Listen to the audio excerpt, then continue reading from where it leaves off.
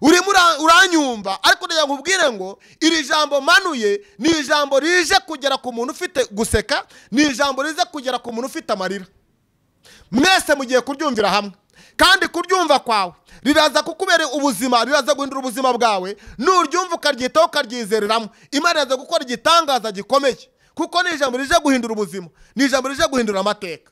Rero mu gihe cy'amategeko yo kwa Mose habagaho amategeko agenga abantu bafite inenge. Umuntu wese wabaga ufite inenge ntabwo yageraga aheraho Imana, ndetse ntabwo yageraga mu rutambiro. Kubera iki? Iyi nenge yabaga ari umuziro. Inenge twagiye tuzibona ngo umuntu wabaga ufite amazuru abwataraye ntabwo yageraga aheraho Imana.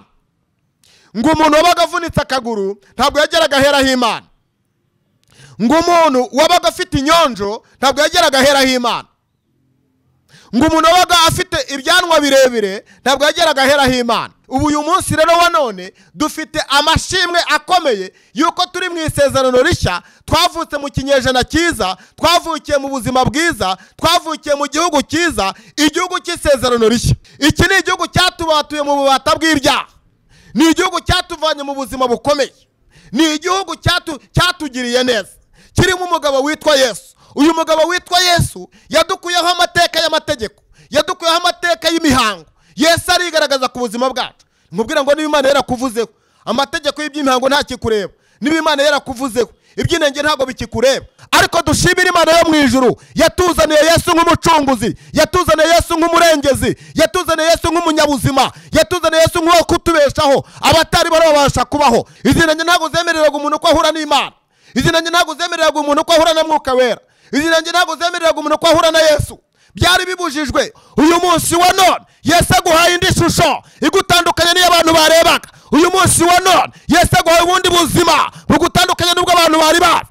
Uyu munsi wa none Yesu aguhaye ukundi kubaho kugutandukanye n'uko wari ubayeho. Hari ibyo abantu bari bazi, ariko hari ibindi abantu bagiye kureba. Imana ishimwe cyane. Uyu muntu ngo Yesu arambura ikiganza ngo amukoraho, ibibembe birakira. Imana ishimwe cyane, kandi Imana ihabwa icyubahiro. Maze ngo Yesu amubonye amwitegereje ngo ibibembe bye bikize, aramubwira ngo ngaho genda, ugende wiyereka abatambyi. Imana ishimwe cyane, kandi Imana ihabwa icyubahiro. Ngo maze umuntu arahaguruka, umuntu utarageraga aheraho Imana, umuntu utarahuraga n'abatambyi. Yesu aramubwira ngo njyewe ndabikoze, haguruka ugende ubonane n'abatambyi, haguruka ugende uvugane nabo. Nguhaye uburenganzira, nguhaye ubushobozi, nkwambitse umwambaro utuma ubonana n'abatambyi mu izina rya Yesu. Mwibuke ko ijambo ryatubwiye ngo uyu muntu yari yaravanywe iruhande rw'urusengero. Imana ishimwe cyane, ntabwo yahuraga n'abatambyi, ntabwo yageraga ahera. Umugambi wa Yesu ubaye ku buzima bwawe, kandi nawe ubaye umwe wo mu masezerano, kandi ugiye kongera gukandagira ahera ho Uwiteka. Ubuzima bwawe burahumanuwe, ntucyongeye guhumana. Yesu abaye ku buzima bwawe. Umusozi wari uri hejuru yawe, wari uri munsi yawo, Yesu awugukuyeho, aguhaye ubundi buzima. Gusenga everyday, gusenga buri munsi. Nusenga uzanesha, nunanigwa gusenga uzaneshwa. Senga. Reka ngusuhuze inshuti ya Gusenga everyday, nizere kumeze neza. Mu bisazo muri kumwe nanje Manirakiza Edouard, abari mu Rwanda turabasuhuje, mu Burundi mu biyaga bigari mumva ikirundi ndetse n'ikinyarwanda n'ikinyamurenge. Tubakiriye kuri channel ya Gusenga, tubabwira ngo mu inshuti zacu zakadasohoka bari mu Burayi turabasuhuje, abari muri Amerika turabasuhuje, abari muri Aziya turabasuhuje, abari muri Australia tubabwira ngo Imana ibamugisha mwese mu inshuti zacu. Reka nshimire cyane umuntu yakanze subscribe, Imana igumugisha. Nawe utarakanda subscribe tugusaba subscribe kugira ngo uzubone ibiganiro byacu, bitagoze ubona message ko dushize ikiganiro uzubona message. Ni Gusenga everyday, gusenga buri munsi. Nusenga uzanesha, ariko nunanirwa no gusenga uzaneshwa. Abantu bananiwe bose n'abantu bahoze basenga bananirwa no gusenga baraneshejwe. Rero tukwifurije kuri Gusenga tubashishikariza gusenga Imana nkuko mubibona kuri kamera ya Gusenga. Turi kumwe na Pasiteri Adrien. Muraho Pasiteri? Muraho. Imana igumugisha cyane. Usigaye ntabwo uri umuntu mushasha hano kuri Gusenga everyday. Umaze kuba umuntu kuri Gusenga everyday, abantu bamaze no kukunda cyane, uri gutambutsa inyigisho nziza cyane. Imana igumugisha Pastor, turagushimiye ko witabira ubutumire bwacu. Amen. Imana igumugisha. Rero watangiye n'ubundi hari abantu bashaka kuba bakunye bwa mbere, n'ubu wakongera kubabwira ahantu barizwa n'amazina yawe. Yego. Urakoze. Imana igumugisha, kandi Imana ikugirire neza mu izina rya Yesu kubunyakiriye kuri channel cyangwa se kuri televiziyo. kandi ni ukuri ndagukunda. Ikintu gituma ngukunda, ukora umurimo ukomeye kandi umurimo usaba ubushobozi bw'amaboko cyangwa se bw'amafaranga kugira ngo ijambo ry'Imana ritambuke rikwira isi yose, rihereye mu Rwanda mu gihugu cyacu rikazenguruka impande zose enye z'isi, bose bakumva ijambo ry'Imana. Ni igikorwa gikomeye cyane rero. Imana izaguhera umugisha kandi Imana izakubera ubuzima bwiza, izarinda amagara yawe n'ingingo z'ubuzima bwawe. Umugambi w'Imana uzakubaho mu izina rya Yesu. Nta kintu umuntu ajya abasha gukora agikorera Imana ngo kimuhindukire igihombo, kuko Imana ni Imana ireba, ikareba igikwiriye, ikagiha ingororano yacyo. Buriya abantu benshi bakora ibintu batazi ko buri kintu cyose gifite ingororano, ariko ibyiza bifite ingororano yabyo, n'ibibi bifite ingororano yabyo, kuko ntabwo ari ngombwa ko abantu bose bakora ibyiza. Umuntu akora ikintu kigendanye n'cy'umutima w'umubwira, ariko twebwe abamenye Imana dukora ikintu kigendanye n'Imana itubwira. Ntabwo dukora ikigendanye n'imitima yacu itubwira, dukora ikigendanye n'icyo Imana itubwira. Ariko hari abandi bakora ikintu kigendanye n'imitima yabo ibabwira. Nasomye ijambo ry'Imana riravuga ngo umutima w'umuntu ujya umutera kumushuka. Umutima w'umuntu ujya umutera kumushuka. Ibyo rero bijya bituma Imana itanga ingororano zihwanye n'icyo umuntu ari cyo, cyangwa se icyo umuntu yakoze. Iyo wakoze icyiza ubona ingororano z'ibyiza, iyo wakoze ikibi ubona ingororano z'ibibi, kandi buri kintu cyose gifite ingororano. Mbabwire rero, nasomye ijambo ry'Imana rivuga ngo ijambo ryose ry'ipfabusa wavuze uzarihemberwa, n'ijambo ryiza ryose wavuze uzarihemberwa. Rero reka mbwire abantu bari kutwumva bose bavuge ngo mbifurije kujya muvuga ijambo ryiza kugira ngo muzarihemberwe. Turi mu gihe gikomeye, ijambo ry'Imana ritari kwemerwa neza, abantu baryumve bumve ko ari ijambo rifite umumaro kuri bo, ariko naje gusanga nta kintu na kimwe gishobora kugira umumaro ku muntu atari ijambo. Tubeshejwe nuko ari Imana yavuze kandi yabivugiye mu ijambo ryayo. Ijambo ryayo niryo ry'Imana yavugiyemo, ijambo ritugiraho uruhare, riduhindura abo tugomba kubaho. Uyu munsi turabo turibo kubw'ijambo ry'Imana. Ntabwo turabo turibo kubera ko twavutse, ntabwo turabo kubera ko tubayeho, ntabwo turabo kubera amashuri twize, ntabwo turabo kubera amafaranga dutunze, ntabwo turabo turibo kubera imitungo dufite. Turabo turibo kubera ko Imana yatugize kubaho. Imana ishimwe cyane. Rero twashimiye kuba mudukurikiranye. Imana ibaho umugisha. Nitwa Pasteur Nzayisenga Adiel. Nzi ko ntari umushyitsi kuri iyi channel cyangwa se kuri televiziyo. Muramenyereye, ndamenyerewe, ariko bishoboka ko ushobora kuba ugiye kumbona ari ubwa mbere, kuko uko bwije uko bukeye Imana irarika abantu kandi ikabakora ku mutima ari abo uwo munsi. Rero bashaka kuba baje ari uwo munsi batari basanzwe baza kuri iyi channel, bakaza bakurikiye kureba uwo muntu urimo uvuga ni muntu ki, arimo aravuga ibiki, ese ibyo avuga bimaze iki, ese ibyo avuga byatumarira iki, bigatuma babasha kubikurikira kugira ngo abe yareba ko yavanamo ikintu cyamugirira umumaro. Imana rero ibaho umugisha. Umwuga wanjye rero ndi umupasiteri. Ngira ngo mbaye umupasiteri kuva 2009. Ariko nibwo natangiye umurimo w'Imana nkora ibintu by'ivugabutumwa, ariko nza gusukwaho amavuta 2015. 2015 nibwo nasutswaho amavuta yo gukora uwo murimo mpamagariwe, ariko umurimo w'Imana nyubwite w'ivugabutumwa nawe utangiye 2009. Urumva rero ntago ndi mutoya muri ibi bintu, nta nubwo ndi na mukuru cyane, ariko hari ibyo nzi. None rero ibyo nzi nibyo numva tugiye kuganira namwe mu nkurikiye, muri hangana ngiye mvuga ibyo nzi, ntago njya ninjira mu bintu ntazi, kuko ibyo utazi burya ntago ubona n'ubusobanuro. Ariko ibintu uzi ubibonera ubusobanuro. Rero turi mu gihe cyo kugira ngo tuvuge ikintu tuzi dufite n'ubusobanuro bwacyo. Abantu benshi bajya bakora amakosa muri ibi bintu by'Imana, bagakorera amakosa mu kuvuga ibintu badashaka kubonera ibisobanuro. Buriya iyo turi imbere y'Imana, ahangaha tuba turi imbere y'Imana, nubwo tuba tubabwiramo tureba turi ku isi, ariko tuba duhagaze, tuba twicaye imbere y'Imana.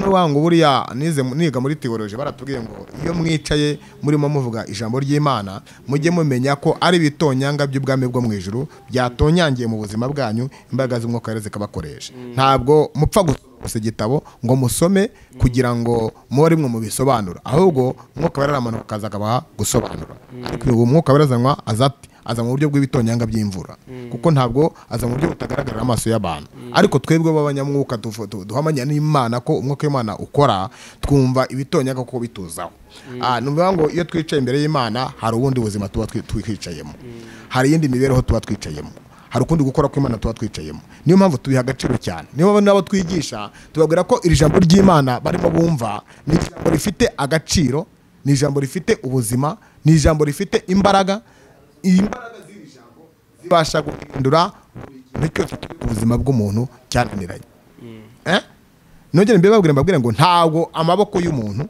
ntabwo akanwa k'umuntu ntabwo imbaraga z'umuntu ntabwo ubutunzi bw'umuntu bwagira icyo buhindura na kimwe igifite icyo gihindura ni ijambo ry'Imana rifite imbaraga ku bushobozi bw'umuntu Imana kandi n'utemera Imana afite imbaraga zimuhindura kuko afite ibyo yizeye mbabwire ngo iyo Imana idahari Satani aba ahari kandi Satani nawe afite ubushobozi bwo kubasha kugira ibyo ahindura ku buzima bw'abamwemeye afite ibyo ahindura ku buzima bw'abamwemeye buriya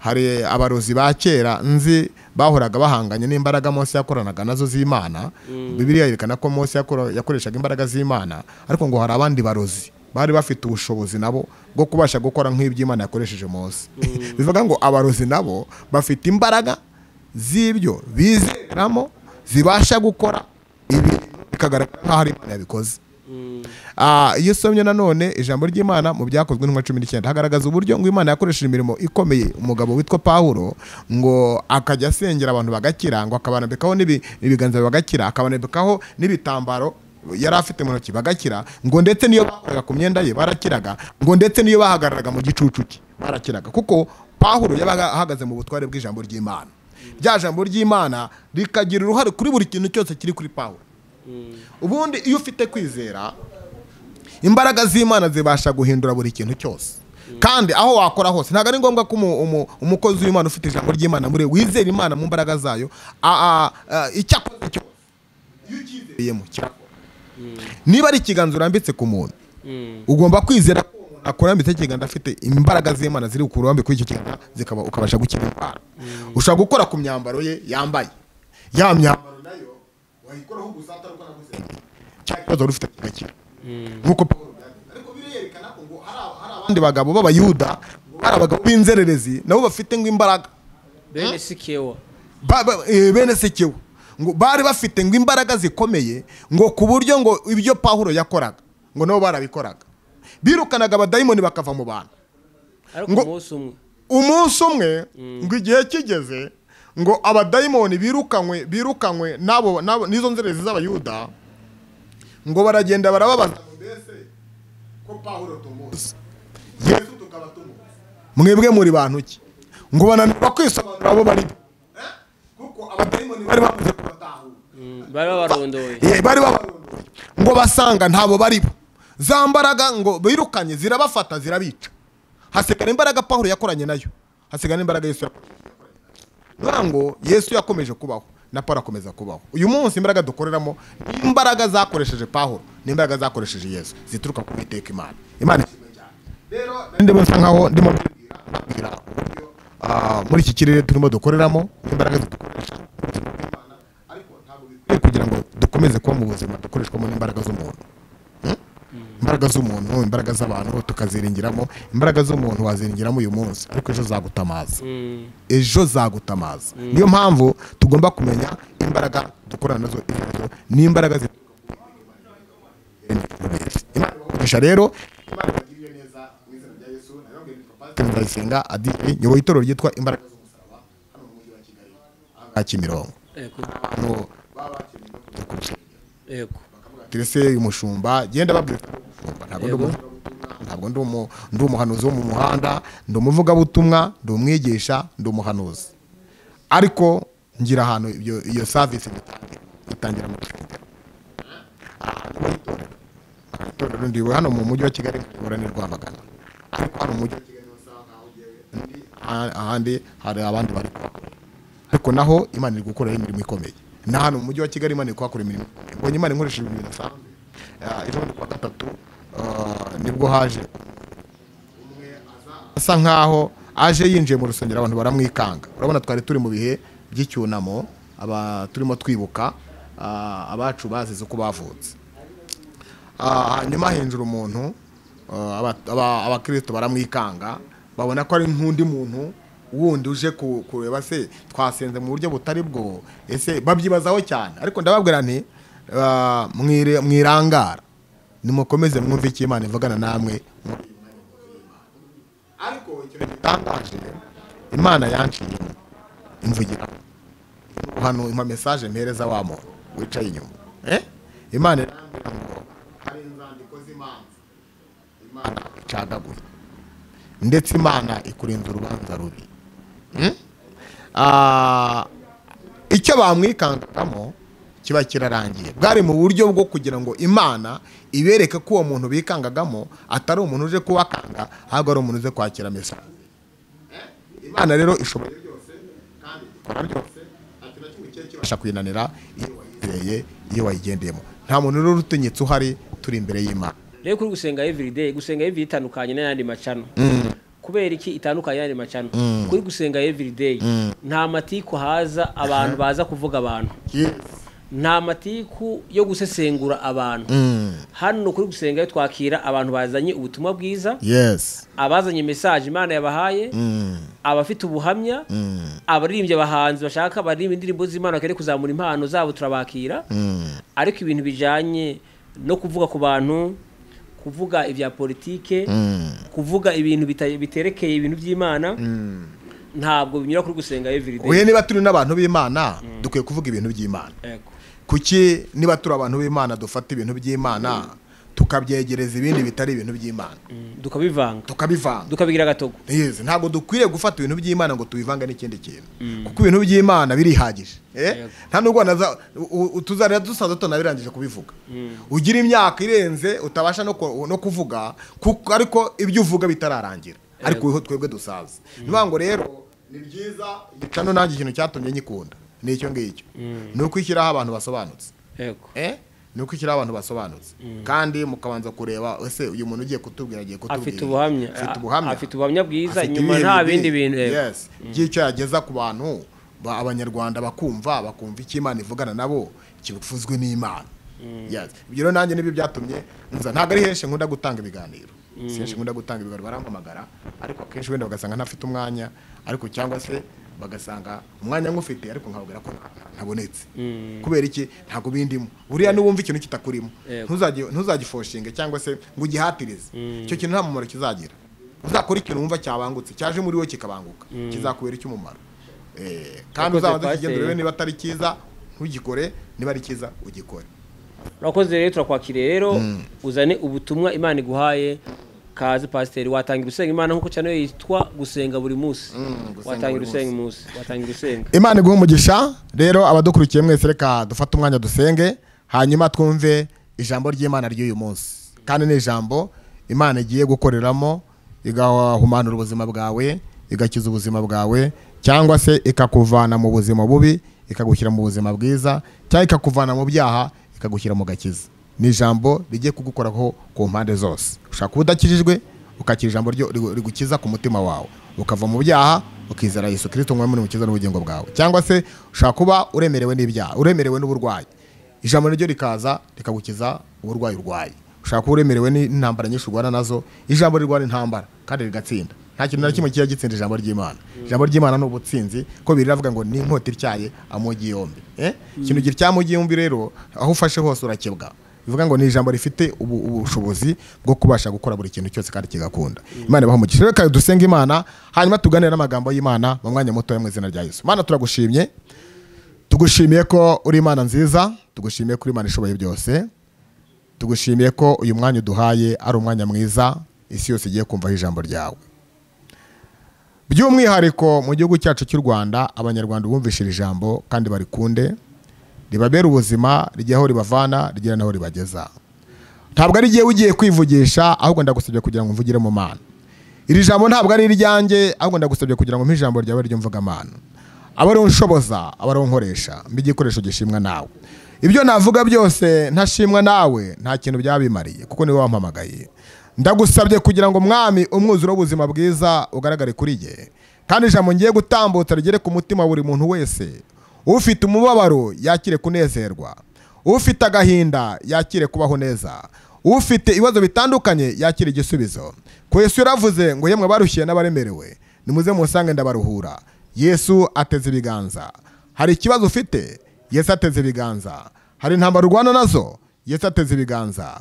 Ngaho Mwami Imana Nyagasani, gira icyo ukora kandi ukireme gifatika mu mitima y'abantu. Iri jambo rigende rihinguranye imitima yabo, bakira umwuzuro w'ubuzima bwiza mu izina rya Data wa twese n'Umwana n'Umwuka wera. Amen. Murakoze, Imana ibahe umugisha kubw'umwanya mwiza twinjiyemo wo kumva ijambo ry'Imana. Tumaze gusenga, twabanje no kuganira mbibwira, nizeye ko mwamenye, kandi ikindi ntabwo ndi mushya kuri icano, ndamenyerewe. Nabo bataranyumva murambonye. Imana ibahe umugisha. Kandi ibyo ngiye kuvuga ntago ari ibyanjye, ndababwira ngo nibyo twahawe n'Imana. Imana yabiduhaye rero kugira ngo tubigeze ku bantu muri rusange, isi yose yumve impinduka, yumve ijambo rihindura ubuzima, yumve ijambo rihindura amateka. Rero Imana nikiduhamagariye, iduhamagariye kubabwira kugira ngo mumenye ukuri. Kandi nasomye ijambo rirambwira ngo ukuri niko kuzatubatura. Udafite ukuri ntago azabaturwa, kandi ukuri nta kundi ni ijambo ry'Imana. Imana ibahe umugisha. Reka dusome ijambo ry'Imana tubona mu gitabo cya Matayo umurongo wa 8. Gitabo cya Matayo umurongo wa 8, turasoma igice cya mbere, dusome n'igice cya 4, dusome n'umurongo wa 4. Igice cya 8 umurongo wa mbere tugeze ku murongo wa 4, twumve icyo Imana ivugana natwe. Bibiliya iravuga ngo amanutse kuri uwo musozi, amanutse kuri uwo musozi abantu benshi baramukurikira, maze haza umubembe aramwegera, aramupfukamira, aramubwira ati Mwami washaka wabasha kunkiza. Aramwegera, aramupfukamira, aramubwira ati Mwami washaka wabasha kunkiza. Arambura ukuboko amukoraho ati ndabishaka kira.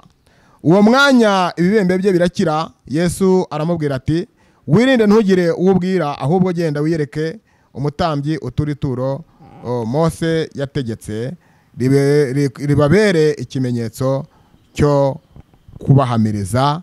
Imana ibahe umugisha. Reka dusome n'ijambo ry'Imana dusanga mu Balewi.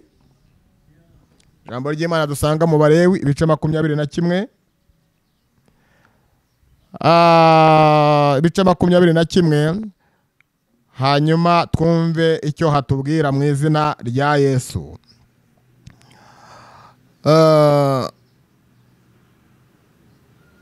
Twumve icyo Imana ivugana natwe, dusome mu izina rya Yesu. Uwiteka abwira Mose ati hanyuma yo gupfa kw'abana ba Aroni babiri, ubwo bigiraga hafi imbere y'Uwiteka bagapfa, Uwiteka abwira Mose ati bwira Aroni mwene so ye kujya yinjira igihe ashakiye cyose, ahera ho hirya y'umwenda, y'umwenda igihe ashakiye cyose, ahereho hirya y'umwenda ukinze imbere y'intebe y'ihongerero iri ku isanduku yera, adapfa, kuko nzabonekera ku ntebe y'ihongerero ndi muri cya gicu. Dusome umurongo wa 16, twumve ikivuga.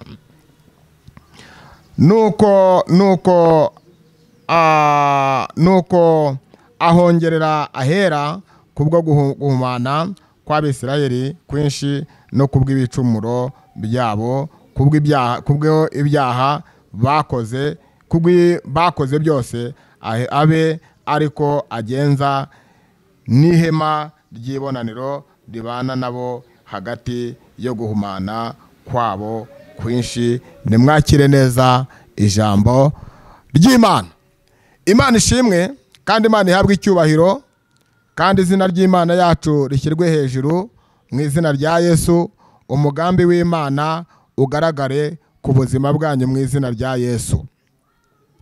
Imana ikomeze gushyirwa hejuru, kandi Imana ikomeze kuba mu ruhande rwacu, kuko Uwiteka ari mu ruhande rwacu, nta mubisha dufite, kuko Imana ariyo yo kwizerwa kandi niyo ishoboye byose. Ijambo ry'Imana nararisomye riboneka mu Balewi ibice 21 umurongo wa 16 haravuga ngo Uwiteka abwira Mose ati bwira Aroni umuntu wese wo mu rubyaro rwawe mu bihe byose uzagira inenge ntakigire hafi ngo atambe ibyo kurya by'Imana. Umuntu wese ufite inenge ntakigire hafi impumyi cyangwa uremaye ukuguru cyangwa ubutaraye izuru cyangwa ufite urugingo ruruta urundi nkarwo cyangwa uvunitse ikirenge cyangwa ikiganza cyangwa ufite inyonjo cyangwa igikuri cyangwa ufite inenge ku ijosi. Imana ishimwe cyane. Ikintu gitumye nsoma aya magambo menshi ni ukugira ngo dusobanukirwe agaciro k'imikorere ya Yesu. Agaciro k'ijambo ry'Imana rimanurwa no kuza kugira ngo rize rigire ikintu ryigisha ku buzima bw'umuntu, ari umuntu ubabaye, ari umuntu utababaye. Mbabwire ngo ijambo ntabwo rimanukira kubabaye gusa, rijya rimanukira no kunezerewe. Kandi mu nzu y'Imana ntabwo haba hari abantu bababaye gusa, haba hari n'abanezerewe. Ndetse no muri iyi si dutuyemo ntabwo haba hari abantu bababaye gusa, haba hari n'abanezerewe. Niyo mpamvu twigisha ijambo tukasaba imbaraga z'Umwuka Wera ngo zize zisobanura ijambo twasomye kugira ngo rize ryigishe buri muntu wese mu mwanya arimo. Hari umwanya wo kuba umuntu arimo arira, hari umwanya wo kuba umuntu arimo ataka, hari n'umwanya wo kuba umuntu yishimye, hari no kuba umuntu aseka. Kandi abo bantu bose bari hamwe, kandi abo bantu bose bakeneye ijambo ry'Imana. Ntabwo rero turi mu mwanya wo kugira ngo twigishe abarira gusa, turi no mu mwanya wo kugira ngo twigishe abaseka. Ese umuntu wamwigisha ijambo ry'Imana ry'iki kandi ari mu buzima buseka? Afite ubuzima buseka ariko hari icyo abuze Imana muri we. Hari igihe aseka adasekeshwa nuko afite ijambo, akaba asekeshwa n'ubutunzi atunze. Ubwo butunzi bukamusekesha, ariko reka nkubwire, buragusekesha, bugusekesha igihe gitoya buzasimburwa no kurira. Hari igihe guseka kwawe kuzasimburwa no kurira bitewe n'iki wishingikirije ku butunzi. Uwo muntu rero nawe nubwo arimo aseka ariko akeneye ijambo ry'Imana. Hari undi nanone uri mu buzima bwo kurira. Uwo muntu nubwo ari mu buzima bwo kurira, hari igihe arijijwe n'ubuzima bwo mwisi, ariko akeneye ijambo ry'Imana rimuvana muri bwa buzima bwo kurira rikamuzana mu buzima bwo guseka. Agaseka kubera ko ari ijambo ry'Imana yumvishije. Ijambo ry'Imana rikaza no kugira ngo rimuhumurize umutima, yakire ineza y'ubuzima bw'Imana muri we, hanyuma yakire guhinduka. Ibyari amarira bihinduke guseka, ariko bitewe n'uko ijambo ry'Imana ryamugezeho. Imana ishimwe cyane. Ntabwo abantu bose bazasekeshwa n'uko batunze. Hari uzasekeshwa nuko yabonye Imana muri we, hari uzasekeshwa nuko yabonye ubutunzi. Ariko reka nkubwire, nubwo uyu muntu ari gusekeshwa nuko yabonye Imana kandi ababaye, afite ubabare mu buryo bw'umubiri, ariko mu buryo bw'umwuka afite umunezero. Reka nkubwire, ibyo watunga byose uko byabingana, udafite Imana mu buzima bwawe nta kintu waba utunze. Icya mbere ni ugutunga ijambo ry'Imana kugira ngo ugire ibindi utunga. Nasomye ijambo ry'Imana muri Matayo rivuga ngo nitubanze dushake ubwami bw'Imana no gukiranuka, ibindi byose tuzabyongererwa. Reka mbabwire, ijambo ry'Imana n'ubuzima, ijambo ry'Imana riratabara kandi ijambo ry'Imana rirakiza. Uwaryizereyemo wese ahabwa ubutabazi bwihuse. Umuntu wese wizereye mu ijambo ry'Imana, ntiyizere ibiguruka mu kirere, ntiyizere ibigendagenda mu kirere, ntiyizere ibigendagenda kuri iyi si, akizerera mu ijambo ry'Imana, uwo muntu afite gukomera, uwo muntu afite kurama, uwo muntu afite ubuzima, azarama imyaka irenze y'abatunze ibya mirenge ku isi. Imana ishimwe cyane. Haleluya. Urimo uranyumva, ariko ndagira nkubwire ngo iri jambo manuye ni ijambo rije kugera ku muntu ufite guseka, ni ijambo rize kugera ku muntu ufite amarira. Mwese mugiye kuryumvira hamwe, kandi kuryumva kwawe riraza kukubera ubuzima, riraza guhindura ubuzima bwawe. Nuryumva ukaryitaho ukaryizereramo, Imana iraza gukora igitangaza gikomeye, kuko ni ijambo rije guhindura ubuzima, ni ijambo rije guhindura amateka.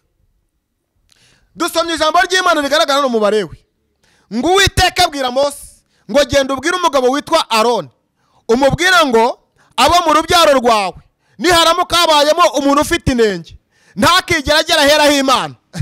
Rero mu gihe cy'amategeko yo kwa Mose habagaho amategeko agenga abantu bafite inenge. Umuntu wese wabaga ufite inenge ntabwo yageraga ahera h'Imana, ndetse ntabwo yageraga mu rutambiro, kubera iki? Iyi nenge yabaga ari umuziro.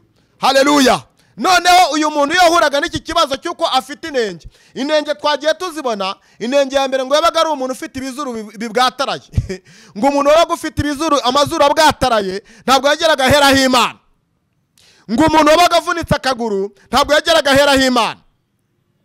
Ngo umuntu wabaga afite inyonjo ntabwo yageraga aheraho Imana. Ngo umuntu wabaga afite ibyanwa birebire ntabwo yageraga aheraho Imana. Ngo umuntu wabaga afite inenge imugaragaraho abantu bakayibona ntabwo yari yemerewe kugera aheraho Imana. Yari ahabujijwe. Niko mu mategeko yo kwa Mose byari bimeze, niko mu Balewi byari biteye. Ubu uyu munsi rero wa none dufite amashimwe akomeye yuko turi mu isezerano rishya, twavutse mu kinyejana cyiza, twavukiye mu buzima bwiza, twavukiye mu gihugu cyiza, igihugu cy'isezerano rishya. Iki ni igihugu cyatubatuye mu bubata bw'ibyaha, ni igihugu cyatuvanye mu buzima bukomeye, ni igihugu cyatugiriye neza, kirimo umugabo witwa Yesu. Uyu mugabo witwa Yesu yadukuyeho amateka y'amategeko, yadukuyeho amateka y'imihango. Yesu arigaragaza ku buzima bwacu. Ariko se nawe banza wumve, umuntu wabaga wifitiye amazuru ye ngo abwataraye ntabwo yabasha kujya mu rusengero ngo bamwemerere. Umuntu wabaga acumba afite akaguru kavunitse ntabwo yajyaga mu rusengero ngo bamwemerere, ngo byari inenge.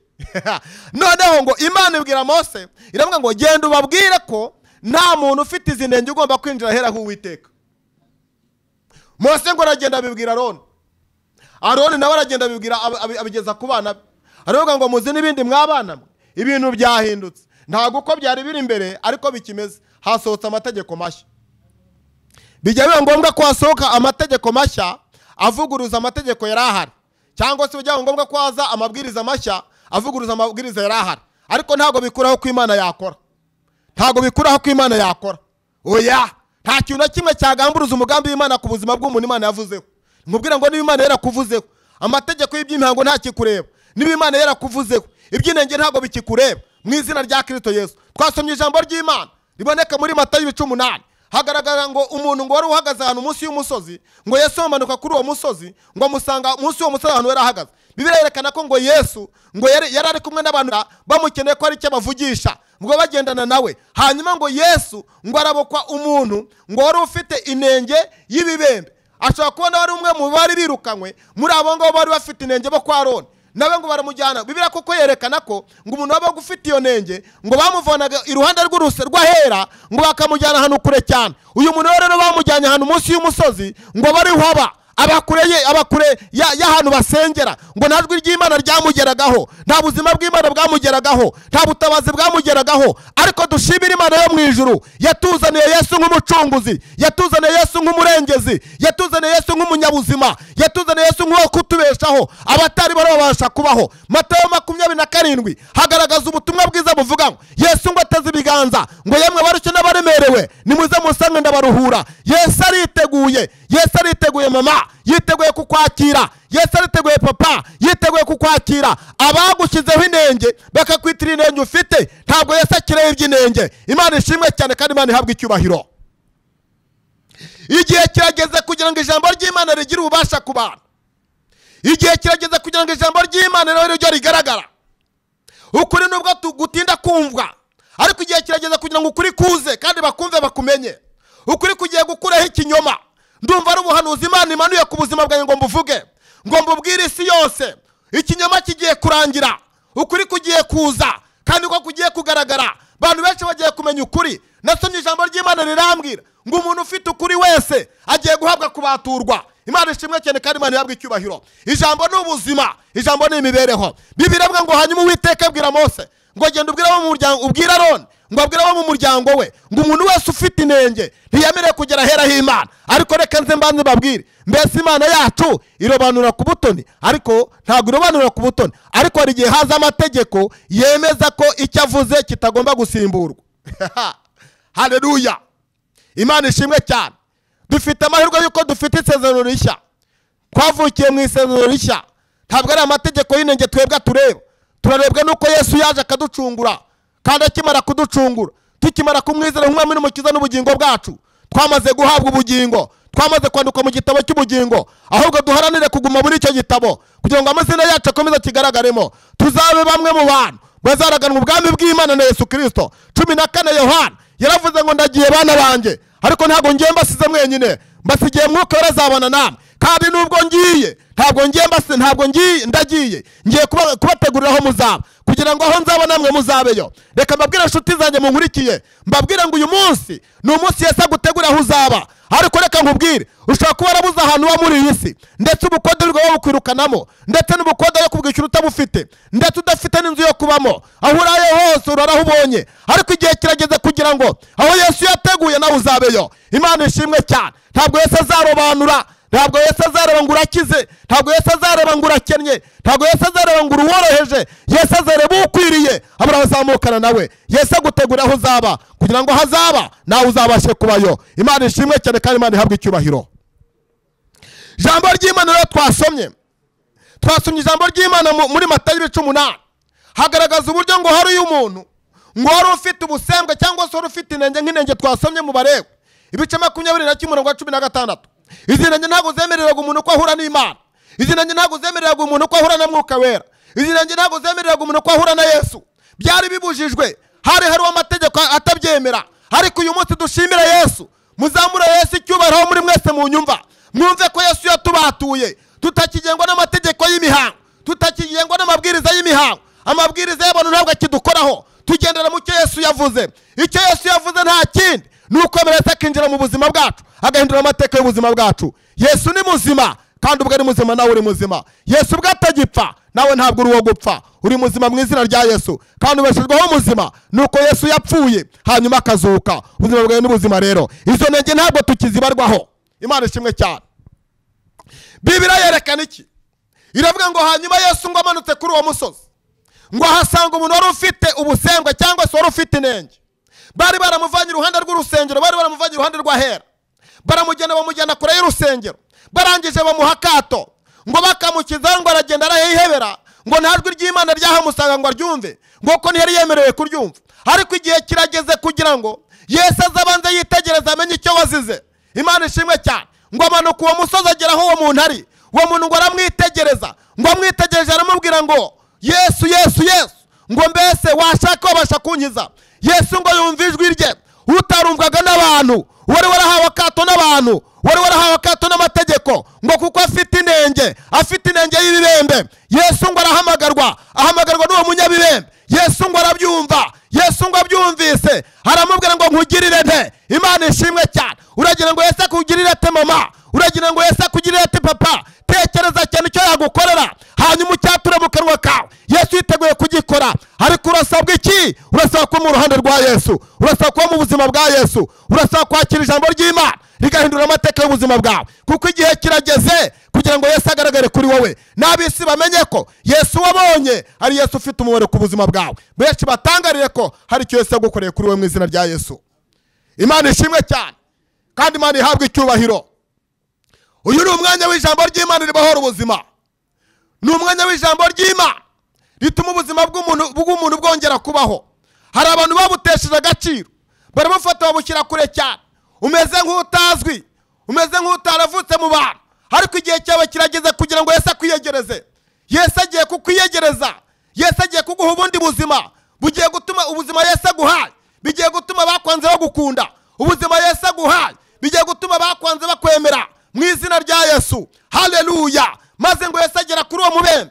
Rero umubembe aramubwira ngo Yesu, washaka wabasha kunkiza? Maze ngo Yesu aramwitegereza. Reka nkubwire ngo uyu munsi Yesu agiye kukwitegereza aho bagushyize. Yesu agiye kukwitegereza aho bakwangiye. Yesu agiye kukwitegereza aho baguhereye akato. Kandi Yesu ateze ibiganza agiye kukwakira mu izina rya Yesu. Imana ishimwe cyane kandi Imana ihabwe icyubahiro. Iri ni ijambo rigiye kugukura mu buzima bagushyizemo. Ni ijambo rigiye kugukura mu buzima baguhema akato. Ni ijambo rigiye kukongera kugusubiza hera h'Imana mu izina rya Kristo Yesu. Imana ishimwe kandi Imana ihabwe icyubahiro. Haleluya. Jambo ry'Imana rivuga ngo Yesu ngo aramwitegereza, yumva icyo umubembe amubwira. Aramubwira ngo Yesu, washaka wabasha kunkiza?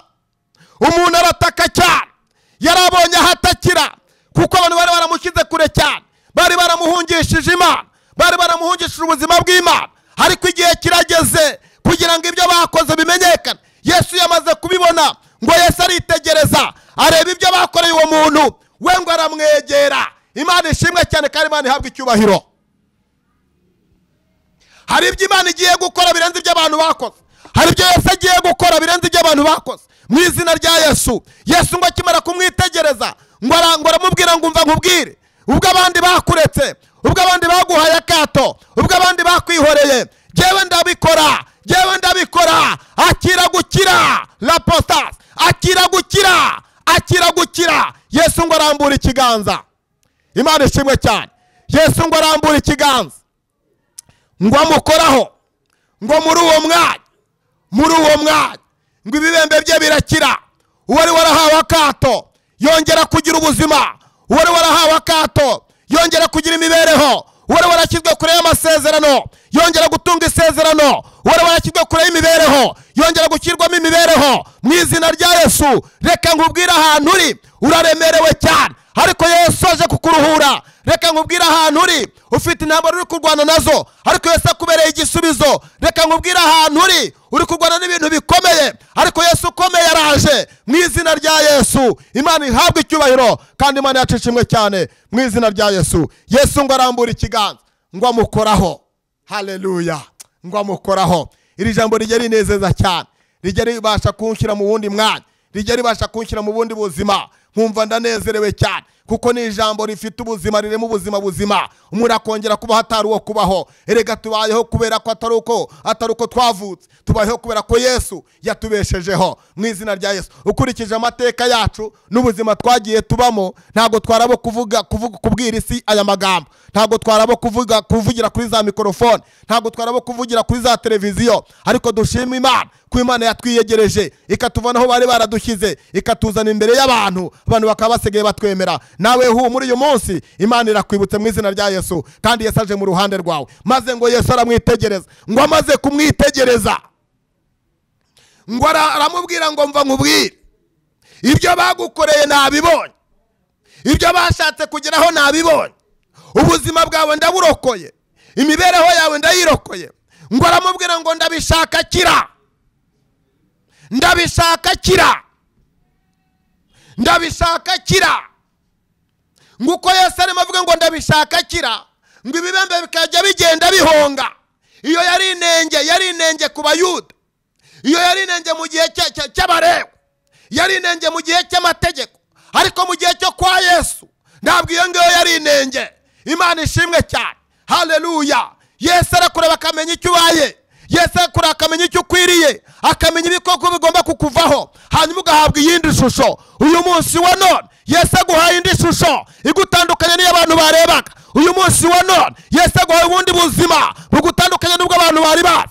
Uyu munsi wa none Yesu aguhaye ukundi kubaho kugutandukanye n'uko wari ubayeho. Hari ibyo abantu bari bazi, ariko hari ibindi abantu bagiye kureba. Imana ishimwe cyane. Uyu muntu ngo Yesu arambura ikiganza ngo amukoraho, ibibembe birakira. Imana ishimwe cyane kandi Imana ihabwe icyubahiro. Maze ngo Yesu amubonye amwitegereje ngo ibibembe bye bikize, aramubwira ngo ngaho genda, ugende wiyereka abatambyi. Imana ishimwe cyane kandi Imana ihabwe icyubahiro. Ngo maze umuntu arahaguruka, umuntu utarageraga aheraho Imana, umuntu utarahuraga n'abatambyi. Yesu aramubwira ngo njyewe ndabikoze, haguruka ugende ubonane n'abatambyi, haguruka ugende uvugane nabo. Nguhaye uburenganzira, nguhaye ubushobozi, nkwambitse umwambaro utuma ubonana n'abatambyi mu izina rya Yesu. Mwibuke ko ijambo ryatubwiye ngo uyu muntu yari yaravanywe iruhande rw'urusengero. Imana ishimwe cyane. Ntabwo yahuraga n'abatambyi, ntabwo yageraga ahera. Maze Yesu aramubwira ngo uva nkubwire, genda wiyereka abatambyi kano kanya. Maze umuntu biramucanga. Ndatekereza uburyo yaba yaratekerejemo buvuga ngo ariko se ubu noneho ndajya kubonana n'abatambyi gute kandi ntemereye kugera ahera aho Uwiteka.